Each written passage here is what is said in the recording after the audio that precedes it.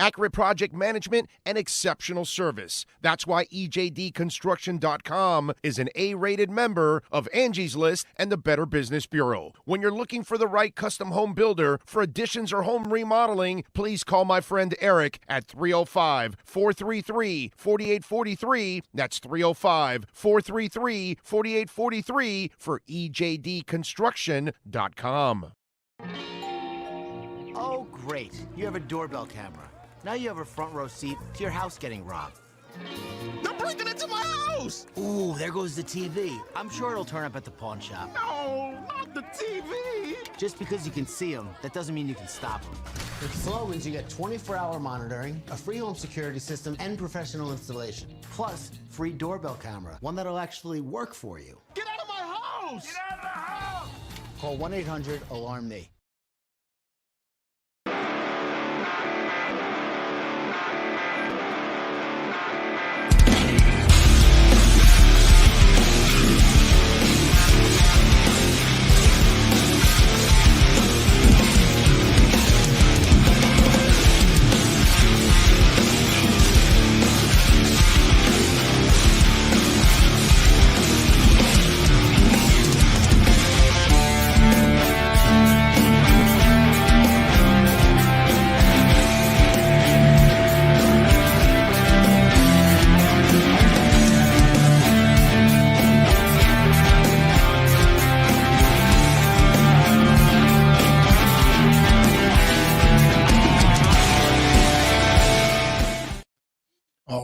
AEW off the air, and we are here at the OK Coin Studios at Squared Circle Digest. AEW Dynamite just goes off. A lot to decipher from tonight's show. Another title change happens tonight. Scorpio Sky, your new TNT champion, he defeats Sammy Guevara. Paige Van Zant signs a contract. Jeff Hardy debuts. Jericho starts a new faction. A lot to decipher here tonight. So we're going to get started with the way it started on the show on TBS. Chris Jericho comes out, gets everything started, cuts his promo, calls out Eddie Kingston. And at this point, both of them doing, I thought the promo was great, getting across what they were trying to get across. Eddie coming across as I told you what I was going to do. I was going to come in and beat you. You didn't hold up your end of the bargain by shaking my hand at the end. Jericho, showing to be the better man, ends up, extending his hand. Eddie Kingston accepts. They shake hands. 2.0 music hits. They come out. They attack. They throw Jericho to the side. They jump Kingston.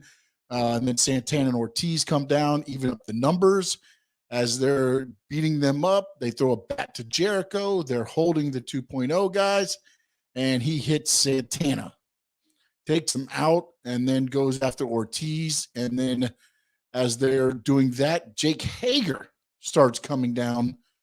And you didn't know if he was going to go after Jericho or what his intentions were. He ends up joining Jericho and 2.0 and Daniel Garcia. And they beat up on Eddie Kingston and Santana and Ortiz. And at the end of it all, Chris Jericho just wanted his name on the group, right? It's now the Jericho Appreciation Society, which is 2.0, Daniel Garcia, and Jake Hager.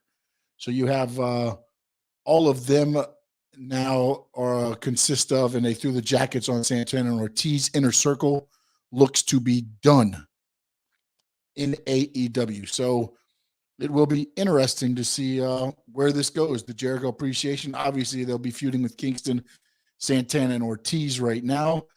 A match I didn't expect, Hangman Adam Page against Dante Martin for the AEW Heavyweight Championship. It was a fun match. Dante, maybe it was his shot at the title because he's going back to the tag team ranks. They kind of played that out. I thought, Hangman had a little bit too much trouble with him being the heavyweight champion. Dante Martin, a tremendous athlete, tremendous wrestler.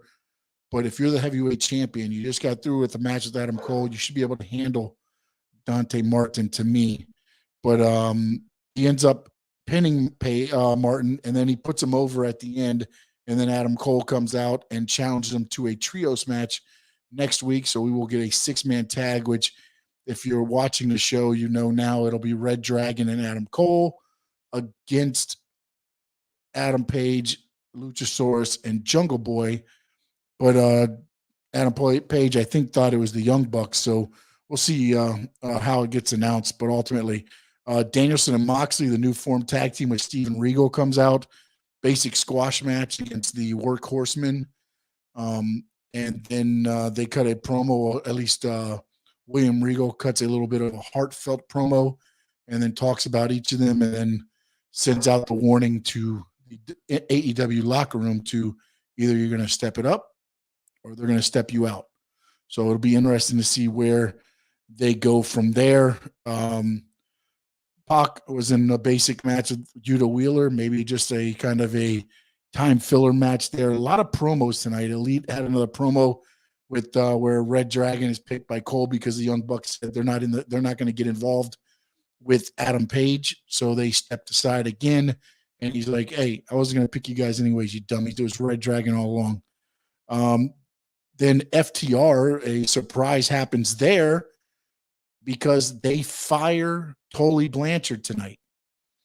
FTR, they're very vocal and on social media. If you follow them, they said they want to wrestle everywhere and start working with other tag teams. They put out some dates that they're available for some independent dates. And then now they kind of got into it with Tully talking about family. And then they were like, no, this is about family and you're fired because you're not family. So that was interesting there because now where does FTR go?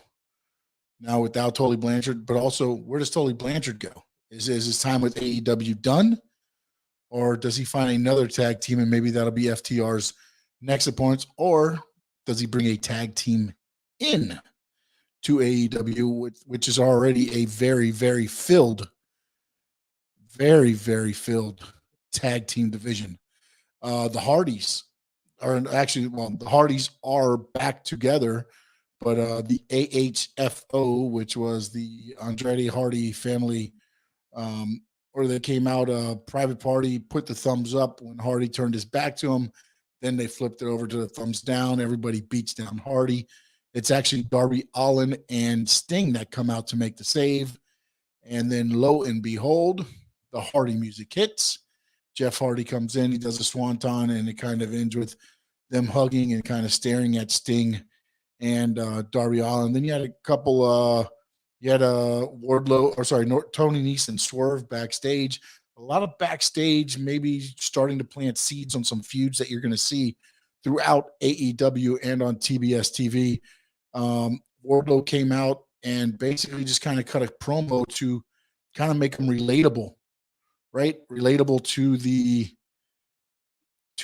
crowd, to everybody there that was in the arena. Told a story about his mom. He grew up poor. His mom, he told his mom about the love of professional wrestling, kind of asked Max out of his deal if he was a real man. And then he put everybody on notice. And I guarantee you Pro Wrestling Tees will have this shirt out by midnight tonight.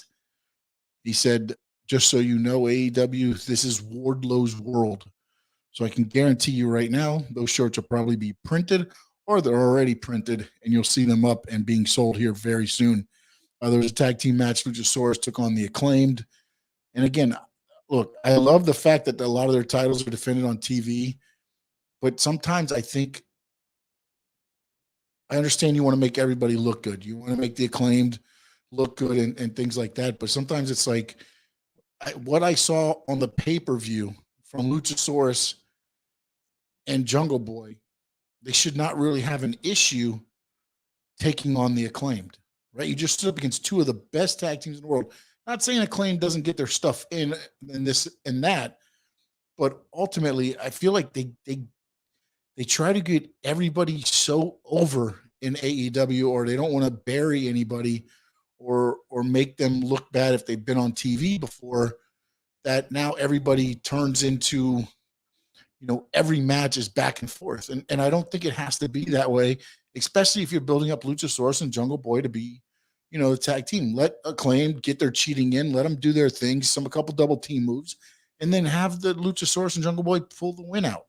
You don't have to sit here and have a back and forth 15-minute match, high flying, and everything I do, you can do better. Acclaimed hasn't been in the tag team title picture yet. And now here they are going toe-to-toe on TV with the tag team champions. If that's the case, then put them in the tag team title picture. I don't like the whole thing of everybody is on even keel. You've got, your champions are here. Why are they here? Because they're the best, right? So how is every tag team, if everybody's just a minute inch below them? Anthony Manzano, what's up, buddy? If everybody's the same, then it just doesn't make for good. And I get it. It was an entertaining match. I get it. Acclaim's a great tag team. I understand all that. But you have to make your tag team champions look strong. If every time they're just skating by against anybody you put in there, you're not helping them. You're not helping build that tag team. And then there was Thunder Rosa picked up the win, so she'll be taking on Britt Baker, DMD, which was a match that I had heard was going to get set up. They did that tonight. Scorpio Sky, he is your new TNT champion. He defeated Sammy Guevara. Sammy Guevara had his ribs wrapped up from the Spanish fly that he did from the top of the stage area. Actually went above the stage area and through tables. So he was selling that injury still, and that's what ended up costing him against Scorpio Sky. And then also you saw Paige Van Zant. She is now All Elite. She signed her contract after beating up Tay Conti, and it kind of ended with her signing her contract on Conti's ass, and then turned out and threw the contract on there. So Paige Van Zant now All Elite. And Dad, appreciate it, buddy. Sean, with the promo that William Regal just did with Moxley and Danielson tonight, do you think it's a slow build for a stable, or do you think it's going to be a tag team? I think ultimately right now it's going to be a tag team, but I would not put anything by, especially with William Regal the way he is. I loved how he went, I don't have to come out here and talk because that's not my job now. That was my old job and they let me go. I think ultimately, Anthony, I think you could see a stable built up. But one of the things that I've noticed in AEW is everybody's a stable, right? You had Inner Circle. Then they formed a Pinnacle. You had the Elite. You had, there seems to always be cliques running around in AEW. So ultimately, I think you might end up seeing more added into it. I'm trying to think right now with Moxley, Danielson, who are some of the guys that free agents that might still be out there that could get signed. Cesaro. I could see Cesaro coming in because that's another Ring of Honor guy. And then he's worked also with Regal and Moxley and Danielson. Trying to think of that NXT right at that call up around that whole time with Moxley, the Shield, Cesaro, all those guys. I think if you start seeing some of those guys appear, you could start seeing a stable getting built with Regal as kind of the mastermind of that. I think that would be very, very good. It's very interesting because, again, they came off of the momentum that you had built up at Revolution. Tonight, they kept a couple of them rolling. Wardlow, they kept that rolling. Jericho and Kingston, they kept that rolling. Page and Cole, they kind of kept that rolling. Sammy Guevara ends up dropping the TNT title, Scorpio Sky, so I'm sure that will develop into something. And then also you saw Paige Van Zant get involved with Ethan Page. So I think what will honestly happen possibly is, and you brought it up just now, I haven't read the whole thing, but Dan Lambert and them have got the stable that they're building up. And I think that what you're going to end up getting is probably Sammy Guevara and Ty Conte versus Paige Van Zant and Ethan Page. I think that's the way they'll go. And then you'll get Scorpio Sky to break off and start defending the TNT title. Sean, honestly, I feel that Dan Lambert is getting a stable. I understand he's a heel, but some of the comments he had against Brandy sounded a little bit sexist, saying that she only got into the business because she was laying on her back and had her legs spread for Hall of Famer's son. Was a little bit too far. Yeah, I guarantee you, though, all of that was ran by Brandy and Cody, and if they didn't want that said, it wouldn't have came across on TV. I can almost tell you that. I think they want Lambert to come off as that big time douchebag. He's not really a wrestling manager per se. He's kind of in the business as, you know, that extra guy there right now in AEW with the American Top Team. And you throw Paige and Scorpio Sky in there with them. Now Paige Van Zant's in there. Again, I think this is going to be some of the comments he said, again, but it comes across as that douchebag, right? Of what JBL used to be when he was doing the gimmick up there in WWE in a way, it's just very heelish, douchebagish, old mentality of thinking. So it's going to be interesting to see how they go on, especially again, when you start looking at all the talent they have right now. Think about who was on the pay-per-view last night that you didn't see tonight. And a lot of them didn't wrestle. I mean, you saw Darby Allin, you saw Sting. They came in as a rundown. You saw Keith Lee do the promo with QT Marshall. You saw Red Dragon and Young Bucks do the promo. You saw Dark Order do the promos in the back. I just don't know how they're going to get enough TV time for all this goddamn talent. I don't know how they're going to do it. And maybe, hey, look, if anybody can do it, I guess maybe Tony Khan can, because it seems like he's got a little switch that he can turn on and make things work, because he's definitely got my attention with everything they're doing in AEW. But man, there's just so much talent. I just don't know how they make it work with everything going on there. The crowd looked very good. First time in Fort Myers over at Estero. The crowd looked like they were into it. They did, of course, the Jericho song. Even at the end with the Ty Conte and everything there, seemed like they were very behind and into that match the whole night. So overall, I think it's a good weekend. It's been a good weekend for AEW, starting with Rampage. I mean, Rampage, look, rating-wise, not good, but I thought it led into Revolution, which I thought Revolution delivered, and I thought Dynamite kept I don't think it lost any of the momentum. You had Jeff Hardy, as I said, debut. You had Paige Van Zant sign. You've got Wardlow starting his baby run. It'll be interesting to see what they do with MJF. I'm sure he'll be off TV for a week or two to heal up from the dog collar match. You might get a promo from him next week, possibly a recorded promo, probably not in the building. He'll be recovering from that match for a long time. Sean, was there truth to the rumors? The reason why they got Lambert to manage the Man of the Year was because he was a last resort, because they couldn't get Jim Cornette. And I can't speak on that. I never heard that. I know Dan Lambert has always loved wrestling, and I think Tony Khan saw a chance to get the American Top Team name on his show, and I think that's what he went for. Are you surprised TNA or AEW didn't do with Inner Circle what TNA did with the Main Event Mafia, refresh the group by replacing or adding new members? What's to say they don't add new members? Because they threw the jackets on top of Santana and Ortiz.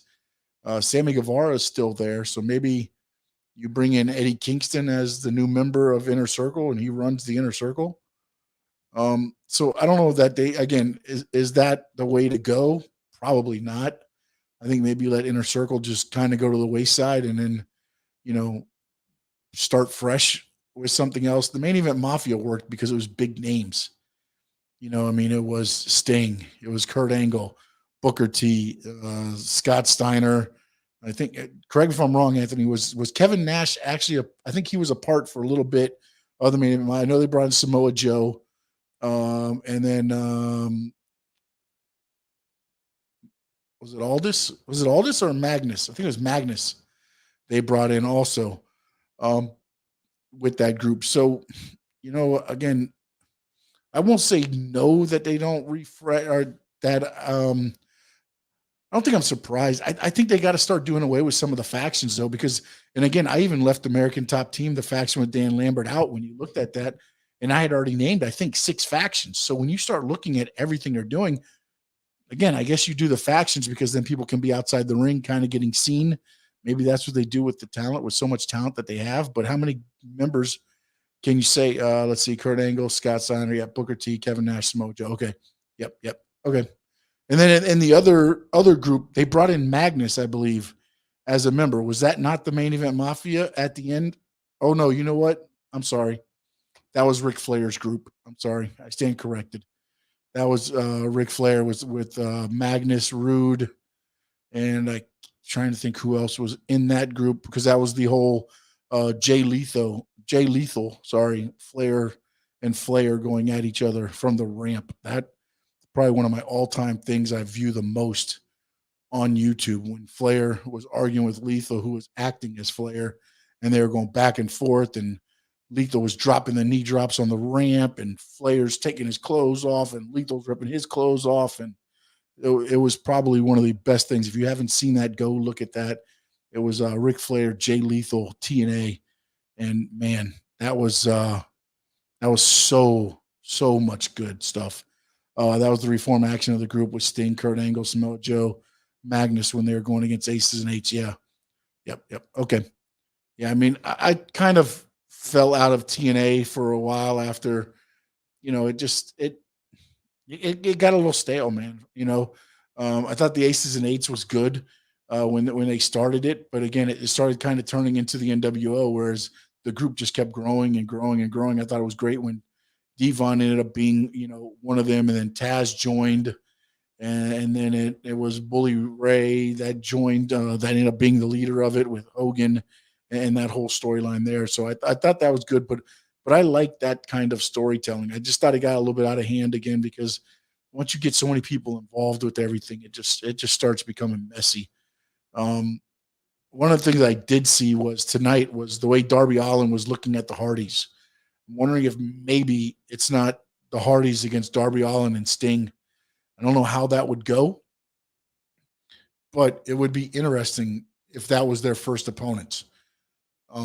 Just the way Darby Allin was looking at Jeff Hardy. Maybe it's Jeff Hardy versus Darby Allin, and that's the match. Maybe it's a singles match there, but I did notice that stare down a little bit as they were going to break.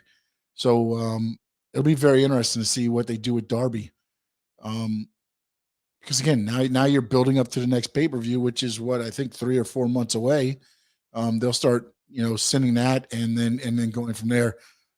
Eric Redbeard going to be part of this triangle once Ray Phoenix gets back from his injury, or is Eric just a one-time thing for that match last weekend at Revolution?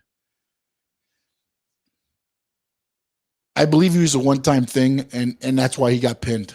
I believe they wanted to keep Pac and Penta strong, so they brought in Eric Redbeard to take the pin. Ultimately, I mean, I know he took like 3 super kicks and everything else and everything before he got pinned, but I think he was brought in to be the guy to take the pin, so it didn't take any of the shine off of Pac and Penta. And also, I think that's why Pac went over tonight and against Yuta Wheeler to keep him strong there as well. I'm not going to say it was I think that grouping was probably a one-time thing, but Eric Redbeard, I think he'll come and go every so often in there. But again, I don't think they need him. I don't think they need any more big guys. You've got Wardlow, you've got Archer.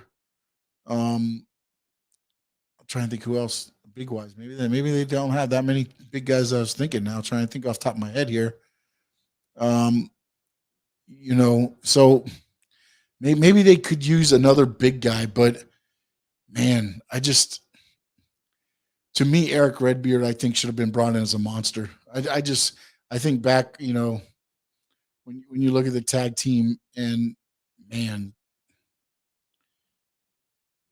I think he should have been brought in as a monster. And now you've had him beat and everything else. Either you repackage him or you don't bring him back in anymore. Eventually, they had a big guy to that triangle stable. And who would you put in that group with the Lucha Brothers and Neville? No, I don't think you put a big guy in there. I don't.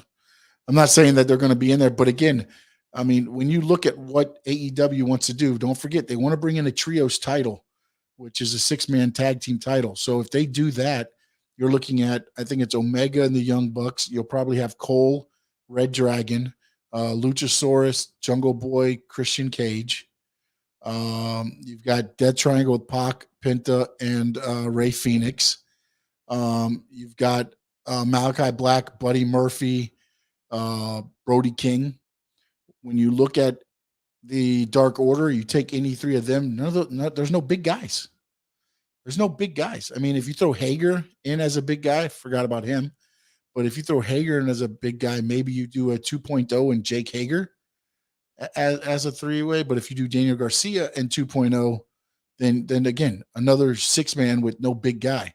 I mean, Luchasaurus, I guess you consider a big guy as well. I mean, he's 272 million years old or something like that. So, yeah, I mean, that's 100% is the case. I think, but again, I think Eric does bring something to the table. I mean, it is out of respect, I think, for Brody Lee, because again, remember when they did the Brody Lee, memorial thing in the ring, he was there. He's always been around, the family and things like that. So ultimately, I think, yeah, it is a sign of respect for Brody Lee. It's a sign of respect for Eric Redbeard too, that they bring him in periodically, and it's a payday for him. I mean, I'm sure he's not making peanuts, so but I just don't know what they do with him right now, man. When you look at that roster, it's just it's tough, man. Sick and tired of these wrestlers from AEW constantly suddenly bashing WWE. It's getting annoying instead of basing their promos on the company's own merits. Do you agree? It's just cheap heat, man. It's going to get a pop from your AEW fanboys and fangirls that love AEW. So every time you throw a jab at one of them, like tonight, Eddie Kingston, somebody said what to him, and he stopped the promo and was like, "Hey, you show me the respect I deserve." And anyways, Stone Cold's not here and he's not coming. Things like that. It's like, I mean, do you really need to bring them up? Do you need to give them any mention on your air? I think one of the things that Vince does pretty well is you don't see a lot mentioned of the competition, and whether it's good or bad or however you want to look at it. And Vince, they always downplay it too, right? AEW is not competition. We don't look at them as competition. They always kind of try to downplay it, but then AEW, on the other hand, will sit there and throw jabs at them, but ultimately it's giving WWE more time on TV, right? I mean, you're talking about them on your TV. I think back to what Tony Schiavone and WCW did with Mick Foley, right? It's a recorded match. You already, they knew the results. They say, "Oh, Mankind's about to win the title on WWE Raw. That's going to put asses in the seats." And at that moment, TV's clicked over. And they watch that, and I get it. Today, they're not head to head, so that won't happen. But if you say something and it jogs a wrestling fan's memory or something, and they're like, "Wait a minute, what? Oh, let me start watching that." Now you've put their eyes on a product that you didn't have to discuss. Anthony says, "I'm an AEW fan. I find it annoying. No one understands its fan service, but eventually you're going to have to base your promos on your company's own merits." Yeah, but also I think they do a very good job. I mean, yeah, they do. You got a couple guys that will sit there and barb, but I think for the most part, most of their jabs are very. I mean, like today, like I was talking about with the Stone Cold ones. I think you got those. I think Jericho. Trying to think what other promos are you referring to, Anthony? Throw me some examples just so that we're on the same page, man, because I'm trying to think back to where they've really, I mean, I know on Being the Elite, they always kind of trash WWE and throw little things in there. And I know on some of the podcasts that they do, you do get that as well. But for the most part, I think on TV, other than your few little quips, I don't think they really bash WWE. And maybe I'm missing it too, because I can't tell you that I sit there and every promo remains and stores in my mind to where I can sit there and reel off everything. I took too many chair shots and too many hits to the head to remember anything other than my phone number and my address. I'm lucky to get home each night. But ultimately, I mean, I don't think that they do a lot of that. I mean, do they do it probably more than they should? Yeah. Yeah. And also, I mean, look, Anthony, I'd be interested to find out too. What's your age? How old are you? Are you an older fan or a younger fan? Oh, CM Punk. Yes, yes, yes, yes, yes, yes. Being the elite, Eddie Kingston. Yeah. Yeah. I mean, yeah, the Omega ones were older though. And I think CM Punk and MJF does that just because that's the CM Punk character right now, right? He's back because of the torn apart of what happened to him in WWE, right? They made wrestling not fun for him anymore. So now he's here in AEW and he's having fun and a blast, and he's going to tell you, bits and pieces. MJF, I mean, I think that's the character more than anything. I know being the elite does it all the time. Kingston always takes a little bit of a jab. I agree with you there. I mean, yeah, I guess so. I mean, I'm trying to think of Jericho recently. Hasn't done a lot of blasting about the WWE product, but usually if something does, definitely if something happens and like when all the releases happened, I think that was in almost every AEW promo. So you may be right. 31. Okay. So you're a younger wrestling fan then. So okay, all right. No, I mean it's interesting though that you do find it annoying though, because and don't take this the wrong way to any of the AEW fans if you're listening to this now live or if you're listening to it on the podcast. But one of the things I've noticed about the AEW fans is AEW can do no wrong, at least to most of the fans. And I won't lump everybody in there and say, because look, I love wrestling and I love what AEW is doing, but I'm not going to sit here and say they're doing everything right. I mean, and again, they're doing everything right because the money's showing and is showing there. But it's going to be interesting to see. I always say this: is CM Punk and Bryan Danielson, and all of them have been brought in. Who's paying them? Are they on AEW contracts? Are they being paid by a separate Khan, Shad Khan, Tony Khan enterprise? Because again, I go back to what happened with WCW. You started bringing in the bigger names. They weren't on the WCW payroll. They were on the Turner Broadcasting payroll, which was why when WWE purchased WCW, only certain contracts went over because the other contracts were to Turner Broadcasting, which was your Stings, your Hogans.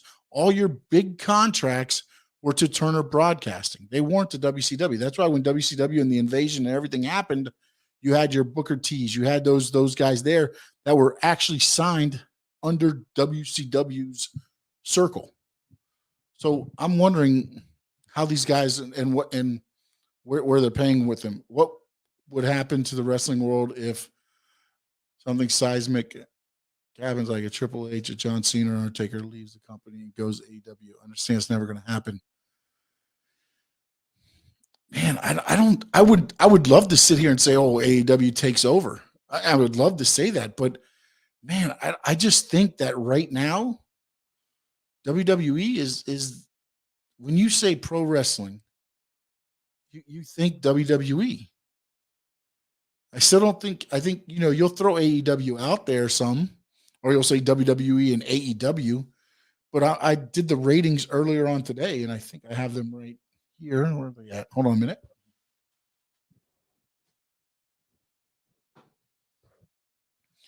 SmackDown last Friday was a 2.26. Raw this past Monday was a 1.77. Dynamite leading into the pay-per-view was only 966,000. Rampage, the Friday before the pay-per-view, was 545,000. Tony Khan's announcement got 1.1, and then it went down from there. So when you look at the ratings, it's not translating with everything that you hear all the fans and the excitement and the buzz is all AEW. But when you look at eyes on TV and on the product, it's going to WWE, and everybody's going to say, "Oh, what about the 18 to 35, the demo?" Well, that demo only means so much. That demo only means so much, especially when, to me, I think, and I've said it before, and AKW Beats, what's up, my man? I believe WWE found the recipe that worked for them as a publicly traded company. You got to be profitable. And what's the best way to be profitable? You aim at little kids who bring their parents, their brothers, their sisters. You pay $25 to $45 for a ticket if you're sitting up in nosebleeds. If you're sitting down ringside, you're paying $100 a ticket. So before you even come into the building, you've already spent almost $500 if you're sitting ringside. And of course, as soon as the doors open, you'll walk through the doors, and the first thing you see is a merchandise table. And then if you go down toward 2 or 3 more corridors, there's another merchandise table. So before you even get to your seats, you've already spent almost $600-700. And then, heaven forbid, you buy a soda or something at these arenas nowadays. You're probably spending almost $600, $700, $800, $900 at an event when you go to an event. And so I think that's where WWE has figured it out. And also AEW has not branched out to the big buildings. When AEW starts going out to those big buildings, are they going to look the same? I hope so. I hope so. I really do. When they start going, they're going to go to the Forum. That's a jump up for them. They sell that out on TV, it's going to look amazing. If they don't, it's going to look like what the Watsco Center looked like Bash at the Beach when I went to it January 15th, 2000, was it 20? They were moving everybody over to the one side, the camera side, because it wasn't full all the way, man. It wasn't full. They had to make it look good for TV.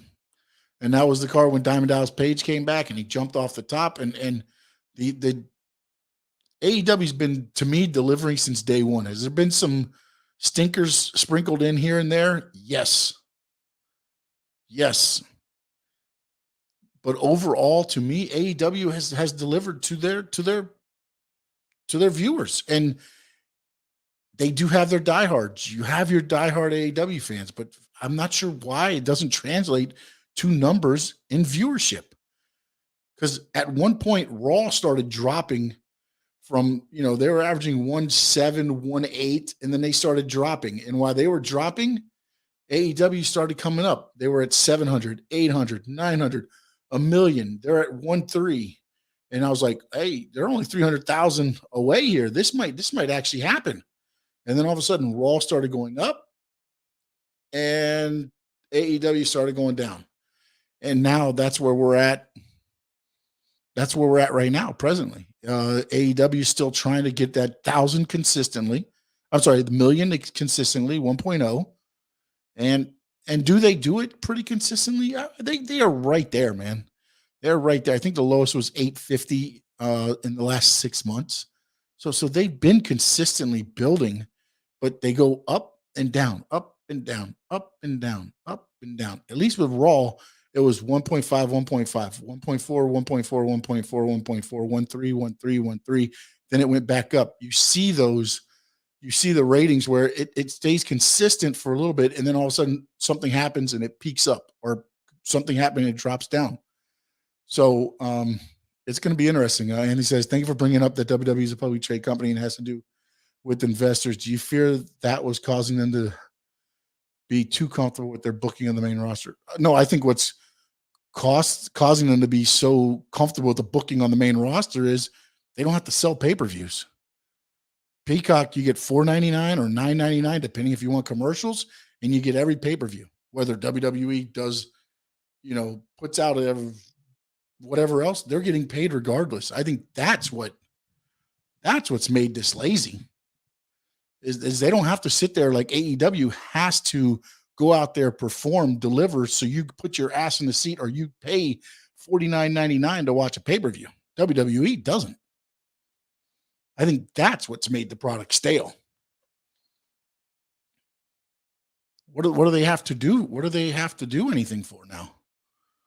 If you pay Peacock $4.99 or $9.99, you're going to get every AKW beats. You're right. Peacock free with Xfinity. I mean, you have the pay-per-view right there. WWE doesn't have to do anything. Meanwhile, AEW's got to kill themselves to promote and everything else to try to get you to pay $49.99 to watch a 5-hour pay-per-view. That's where I think a lot of the comfort has come with the booking on the main roster. I just think that, not saying that the talent's gotten lazy, but the creative, doesn't have to push anymore because it doesn't matter. You're going to probably watch the pay-per-view anyways if you have Peacock. And if you don't, you aren't going to watch it anyways. So it doesn't matter. Not enough must-see storylines or guys in AEW, in my opinion. Their best wrestlers are booked badly. WWE the same. AEW beats. I don't know that they're booked badly. Who are you referring to in AEW with their best wrestlers being booked badly? WWE, I could say, yeah, they're creative and some of their angles there. Some of them are getting better. DVRs killed the ratings. Yes and no, because when you get DVR, it counts as a viewer. It's a viewer. Even if you're recording it and you don't watch it, it still, I believe, counts as a view for that show because it's being recorded. So, I mean, it's killed the ratings, but then also, I mean, streaming has killed the ratings more than anything else because a lot of people don't even damn have cable or satellite, which was brought up earlier. A lot of people now just YouTube TV. I'm good. Peacock, Hulu Live. I don't even know what other streaming services you have out there. You got the Fire Stick. You got all this other stuff out there. And again, there's stuff that you can do. Let's see, I DVR, fast forward through all the garbage. No, I mean, look, man, I'm 45 as well. And I agree, this is not what wrestling was, when back in the championship wrestling from Florida days or your TBS championship wrestling from Georgia and those, those shows. This ain't that wrestling. But like everything, it evolves. Like in football, it evolved from a hard running game to now you see the passing game. And you see some teams trying to bring it. That's what happens all the time. It evolves a little bit, man. And I think ultimately you'll see it. It'll go back to where you have your guys. I mean, your Daniel Bryan is a guy that, to me, he's a smaller guy. So would he gotten the break back then? Maybe in the business, maybe not. But you had your Scott McGee's, your Tyree Prides, smaller guys back then. But again, most of your stars were what? Dusty, Barry Windham, Lex Luger, Ric Flair. It's a lot of the bigger guys. They were even getting pushed there. Maybe they weren't monster builds, weren't ripping muscles and everything else. Your Bruiser Brodies, all those guys. It still was a big man sport. So I don't think a lot of that has changed. Let's see here. I feel Vince and WWE are so in their own bubble. They don't see that a competitor is constantly bashing them on live TV. I don't think that Vince cares, man. I really don't. I don't think. Look, does Vince watch the other product? I'm sure, but also at the same time, I don't think he cares. And then also now, I don't think he has those guys that are in his ear. Like, hey, we need to give this the right thing. Remember, he had Pat Patterson, Gorilla Monsoon, Tony Garea, Blackjack Lanza. All those guys were in his ears and giving ideas and weren't afraid to tell him no. Nowadays, those guys had been with Vince too, though, from before he was, they had worked with his dad and they worked with him. So they understood Vince. So they were okay to say no. I just don't think there's anybody in the company now that can really tell him no. And that goes for his own son-in-law. You tell him no. Okay. All right, fine. You get out and I'll take over AEW, I'll take over NXT and I'll make it 2.0 and I'll bring in Mandy Rose from the main roster and put the women's title on her, and I'll bring Dolph Ziggler down now, and he'll be the NXT champion. But yes, this is our developmental, but we'll have 2 main roster people as our champions. So, Miro, Brian, Max, Keith Lee, etc. should be in the main event. But the problem with that AEW beats is this. Miro, WWE. Brian, WWE. Keith Lee, WWE. You can't just keep bringing these guys in and pushing them straight to the moon. I get it. WWE screwed up with them. WWE messed up, didn't push them right, didn't give them the right creative. But AEW can't be, held responsible for that and just bring them in and push them to the moon. What does that say about, you brought up Max? I mean, MJF is probably the only one. I think that's who you're referring to when you say Max. He's the only one you mentioned there that's from AEW. Everybody else on that list was WWE. What about all the talent that they've been building? Sammy Guevara's, your Dark Orders, all these guys that they've been building. A Go-Go, all these guys. I don't see but I think people still fall in love with the guys from WWE. Miro just signed, I believe, a 4-year extension, if I read correctly. So he's going to be with AEW for a long time. He's happy there. He gets it. He understands it. I mean, I just think that you bring them in, you push them to the moon, it becomes WCW 2.0. I think they're doing it right. You've got Britt Baker, AEW, Paige, AEW, Luchasaurus, Jurassic Express, AEW. Those are your champions. Jade Cargill, those are your champions. The talent you built are your AEW champions. Are you pushing the WWE talent that signed? Are you giving them, spots to move up? Yes, of course. You're going to see that happen. I mean, ultimately it's going to happen, but to bring somebody in and then push them automatically. I mean, I fell victim to it too, because I did it with Keith Lee in the Face of the Revolution. I said, you brought him in. He threw people through all over the ring. They've got to be pushing him to the moon to win the ladder match. And they went with Wardlow, which I think was 100% the correct way to go for AEW. But I had fell victim to it too. And I was like, oh, Keith Lee's winning this. They're going to push him to the moon.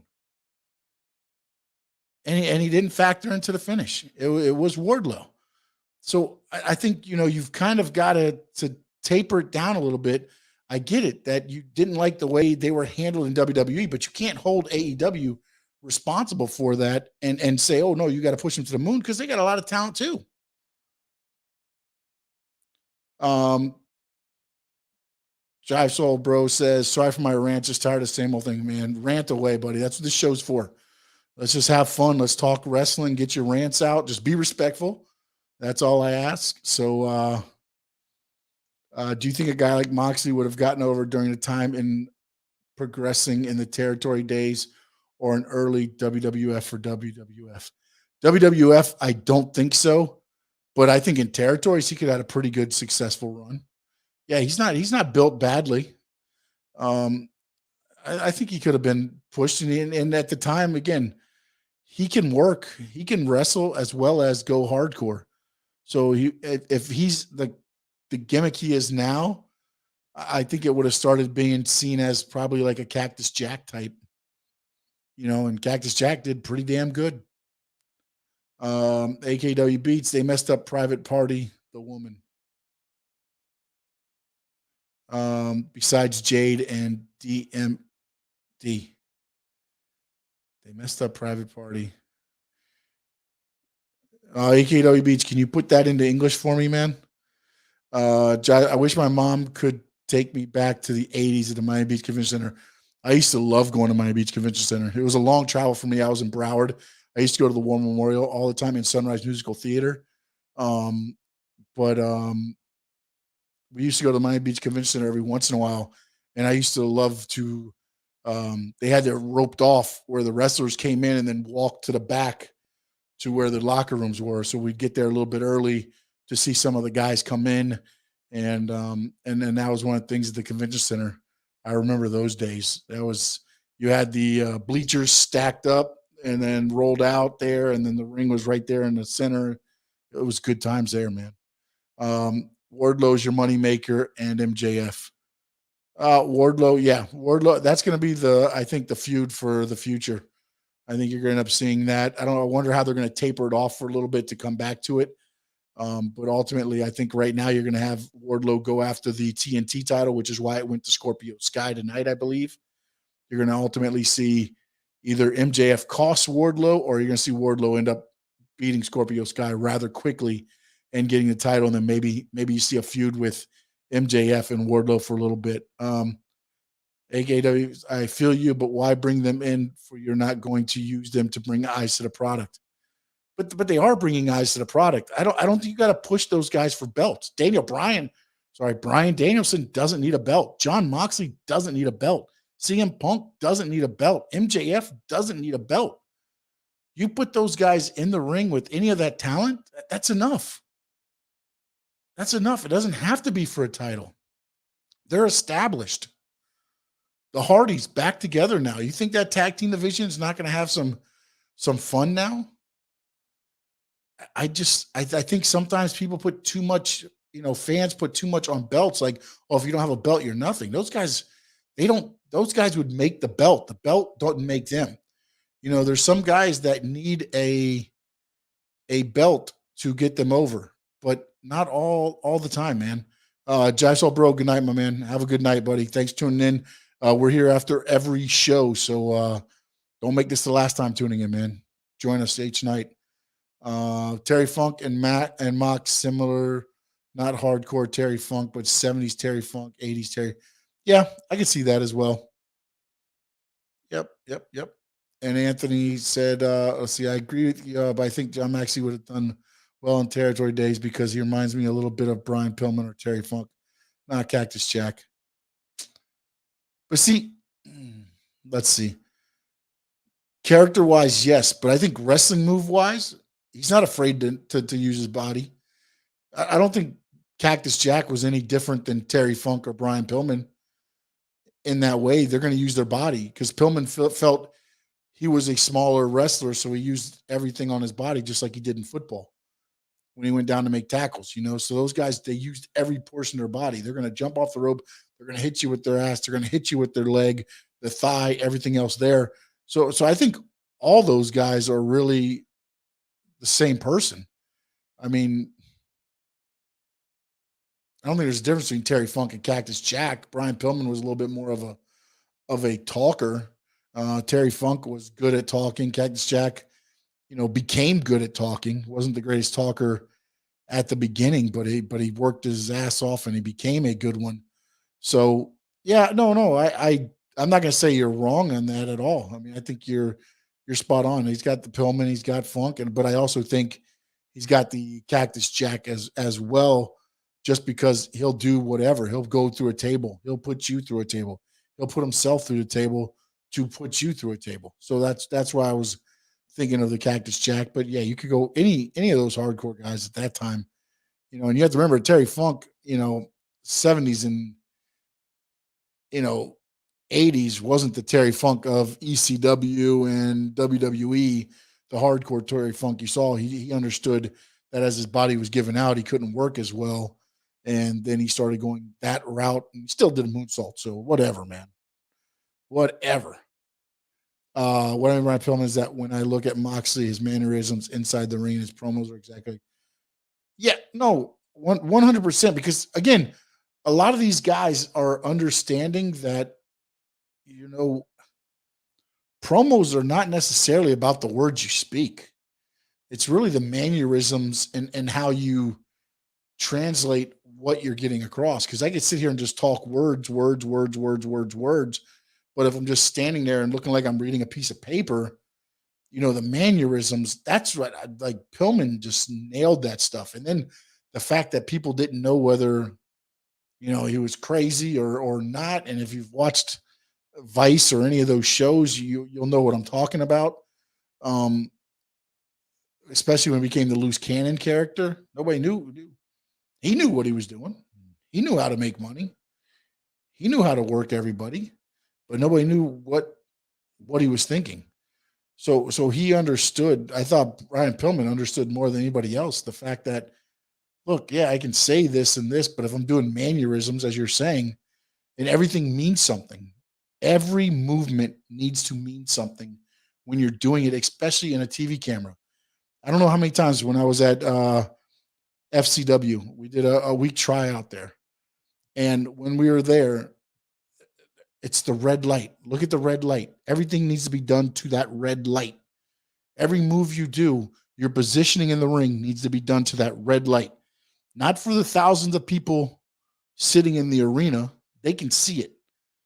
You have to wrestle for that red light so that the millions of people watching around the world can see what you're doing. Your mannerisms, your facial expressions are done to the red light.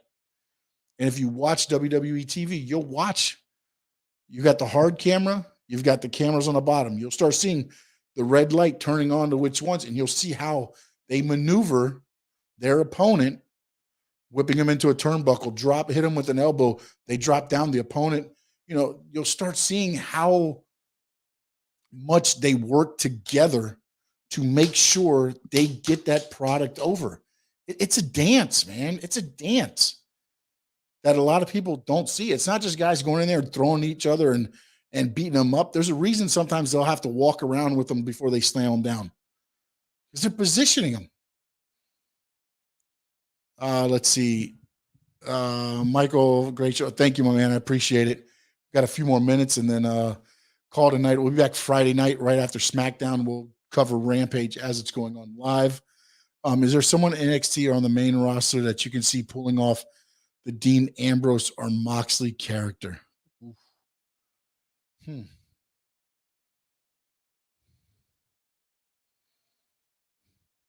No. No, I don't think so. I don't think so. I'm trying to think right off the top of my head here right now. No, I mean, no, I don't think anybody can somebody get close. I guess the only one maybe, and this is just by characters and the way he acts in the ring, that if you put the character on him, maybe you could make it work, would be Ciampa. Maybe. And that's not the gimmick he's doing now. I'm saying if you take it and say, hey, we need you to do this Dean Ambrose gimmick, he's probably the closest one just because of the mannerisms and the way he is. He just doesn't care. He just goes out there and does it. Maybe Ciampa, but man, I'm trying to think right off the top of my head. Trying to think of injured guys and everything else like that. I love watching Terry and Dory Funk when they toured Japan and how much they loved them. Thank God for YouTube. Yeah. Back then you got to watch those. I love those shows. Michael, remember Kevin Sullivan? Yes, I actually worked Kevin Sullivan at a Comic-Con. I got to wrestle him it was actually at the Airport Marriott here in Miami. It was fantastic. It was a dream come true for me, actually. We tore the building apart and everything else. Mike, no. Are you answering Michael's question, Mike? No. Kevin Sullivan was if you remember, he's the Taskmaster, and then he did. Are you surprised AEW hasn't signed Marshall, Ross Von Erich, and Lacey Von Erich to contracts? I believe they're under contract till MLW for another year, possibly 2. So they've been under contract. So I don't know that they've had an opportunity to purchase that. Did they ever say why they changed Walter's name? No, I think for storyline reasons, they just said that he was honoring a family name or something. There was no name on there, but my thing is Walter probably owns that name and he wouldn't give the rights to WWE. So WWE said, yeah, well, then we're going to probably change your name then, because if we can't make money off you once you leave, we're not going to do what we did with CM Punk and everything else. And you're not going to leave here with the name. That's why so many guys, when they leave, they've got to change the name because WWE owns the rights to the name. AEW pushed too many indie guys who are not entertaining. They're good in the ring, but are awful on the mic, i.e. Jungle Boy, Darby Allin, etc. Yeah, but again, it depends what type of company you're building, AKW. AEW wanted to be different than what WWE was, right? WWE was promos, was your big guys. So they said, hey, let's go exact opposite. We'll do. Oh, you were answering Mac's character. Okay. No. I listen, I was just throwing somebody out there. Ciampa's the only one that I think might be, and I'm trying to think of anybody that's injured and everything else, but yeah, no, I don't think there's anybody there that can do that character. And now I forgot where I was at and where I was heading on. The young guys. You've got to have a chance. AEW said we're going to be exact opposite. So they're going to put, longer matches on TV. They're going to do that. So they went with the more, indie wrestling feel. That's what ECW did. And it worked. ECW just didn't have backing. ECW just didn't have the backing. AEW has the backing. AEW has as much money probably as WWE has, if they wanted to invest it all. I doubt Shad Khan's going to want to invest it all, but they have money behind them, which is something Paul Heyman did not have. So ultimately, if WWE is doing A, AEW is going to do B. And then if WWE starts doing B, then AEW is going to either go to what A is, or they're going to start something new and go C. That's the whole thing. They do not want to be doing whatever WWE is doing. Do you think the character Braun Breaker is portraying right now is able to lead a stable, or see more of a lone wolf? I think he's a lone wolf. I think it's got to be a lone wolf. I don't see. I mean, honestly, when you look at the Steiners, all of them were loners except for when they were tag team together. I mean, yeah, Scott Steiner does his thing, but if you think of Scott Steiner the person, he was only in there for himself. He wasn't here for anybody else.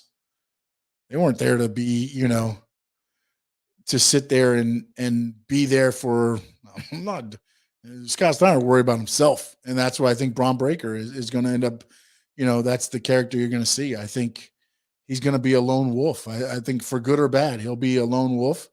And ultimately, you'll probably see some guys that will become associates, if you want to call them associates. I don't know about allies, but associates. And, when they need tag team partners, things like that.